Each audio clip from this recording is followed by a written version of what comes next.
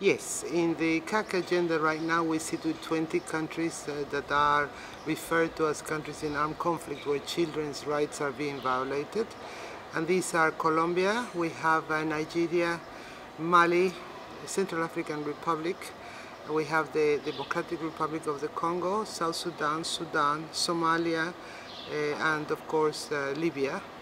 In the Middle East we have the Lebanon, Israel, Palestine, Syria, Iraq and Yemen, and in Asia I have Afghanistan, India, Pakistan, Thailand, Myanmar and Philippines.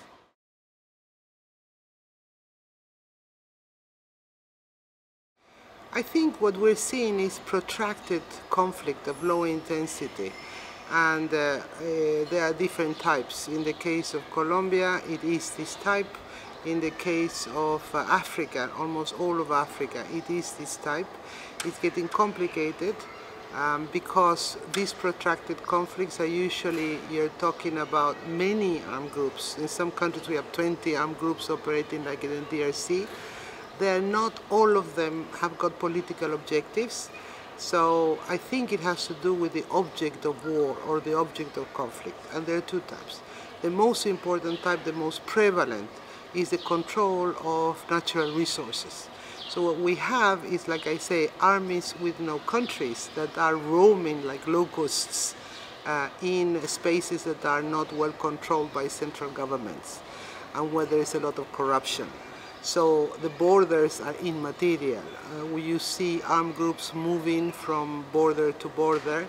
Very few of these protracted conflicts are political in nature, with secessionist groups or independence groups like you might have in Sudan, in the SPLA North, for example. These are the types of groups that you would see. But most of them are occupying forces of territories that need to the economy of occupying that space.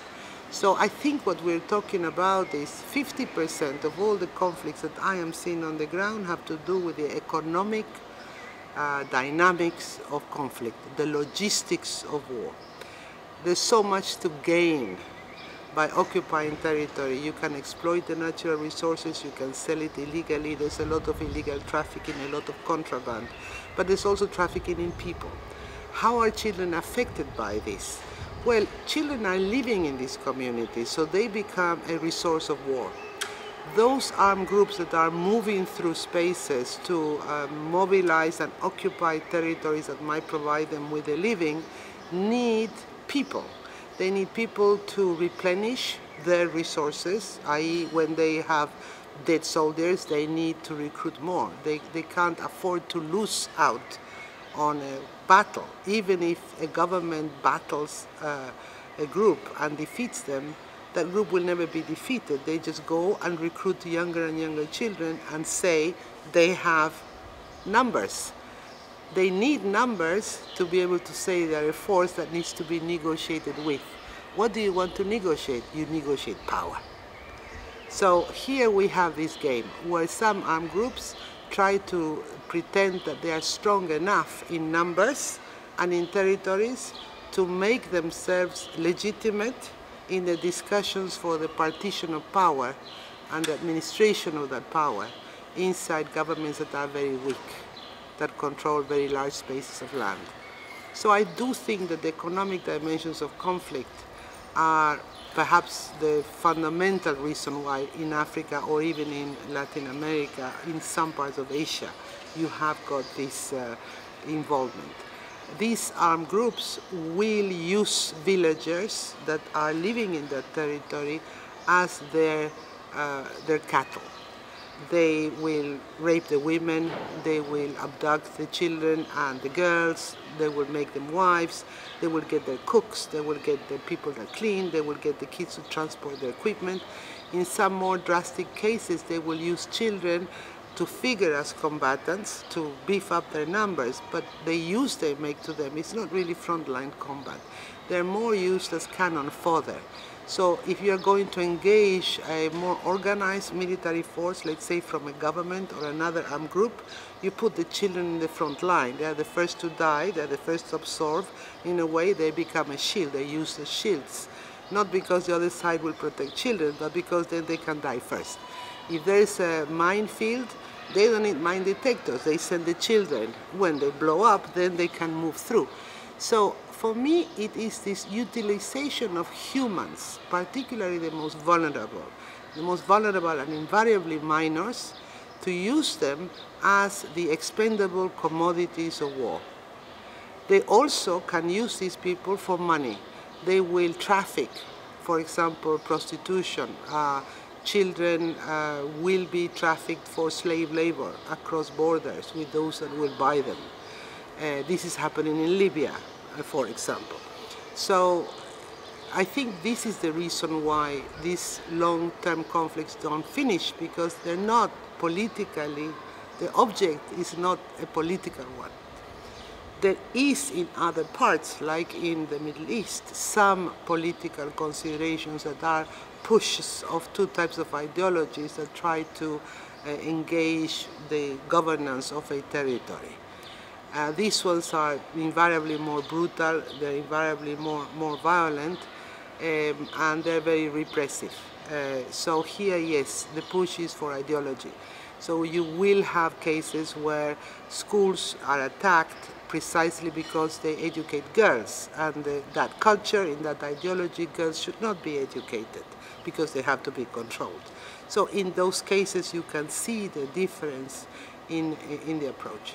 To make things a bit more worse, in the last 10 years we have the beginning of what is called extreme violent groups. These extreme violent groups, some people call them terrorists. I don't like to call them that because that's a tactic of war, but it's not the tactic of a group. These groups really are not tied to territory. They move across borders. They move beyond borders. And they're very difficult to pin down because their whole point is to terrorize. They terrorize populations, they occupy spaces, and they subdue people. And it is all about power. And one case I can give you, for example, is the use of children in those particular cases where we do have, like we had the ISIL in Afghanistan that captured 5 boys from a village in Afghanistan, all 15, and then the commander of ISIL raped the one boy in front of the other 4 for 5 days. Why do they do that? Because they know that that boy will never be able to return to the village, even if the conflict finishes, even if everybody is captured, even if the boys are released. The other 4 will make it very sure to tell everyone in the village what happened to the 5th one. Why do you do that? To hold power. They try to cut the lines, the same principle why they rape girls and make them pregnant. You cut the line of the past so that that child is forced that the future must only be within that armed group. It is in a way to ensure loyalty to a cause that the child does not believe in. So these are, I believe, the reasons why conflicts extend through time.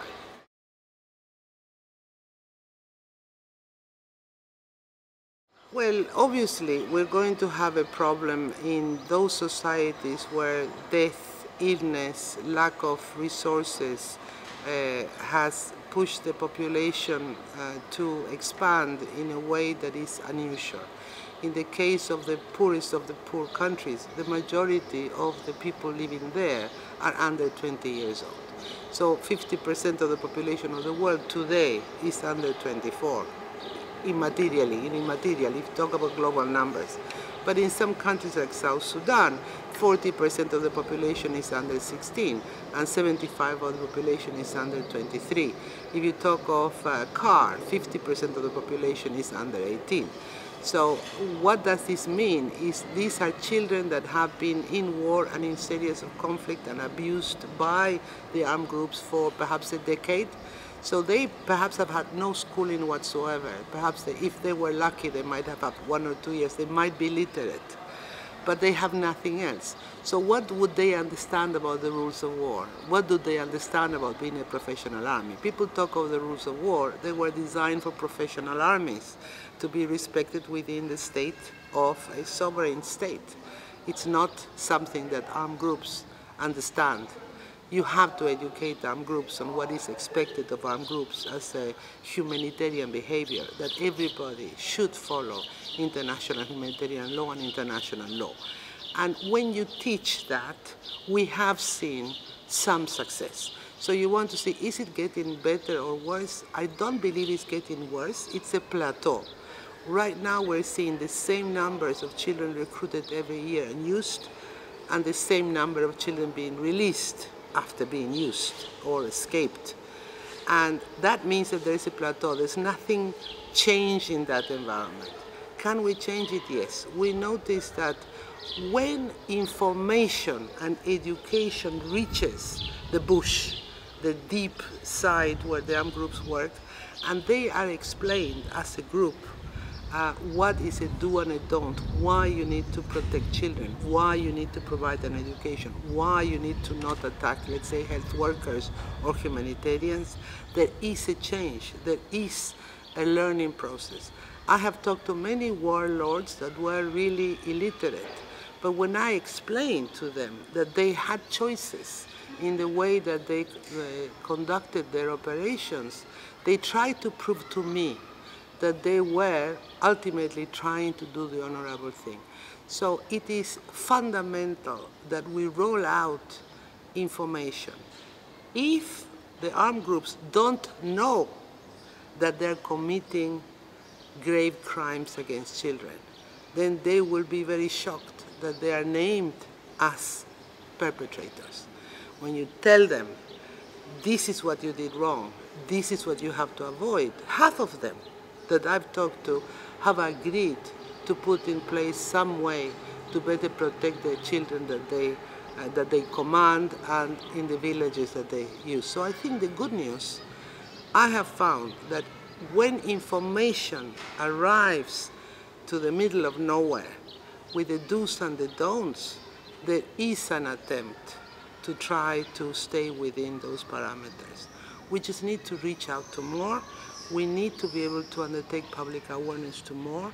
We need to not politicize the issues, see them for what they are. And one fundamental thing that is much better, if children released, and there are more and more released, I mean, last year we had the peak release of 13,500 kids were released. For whatever reason they're released, if we can provide those children with education, reintegration, and a future, with peace building included, even in environment, I mean, they could become perfect environmentalist protectors because they know the terrain. They know what, but they don't know what to do with it.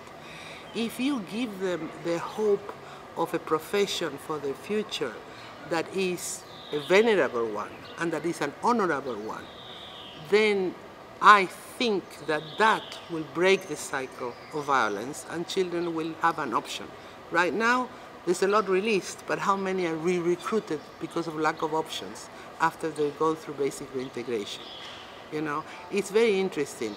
One girl told me, it's important for me to have full reintegration and to be able to read and write and to have an education and to have a skill, because then I will be able to face my grandmother that is still alive with honor, that I can do something that is useful, and she will be proud of me. So I think there's good news, but good news must be worked. So you start by producing the road that can provide good news, and I think we're in a good place to do that.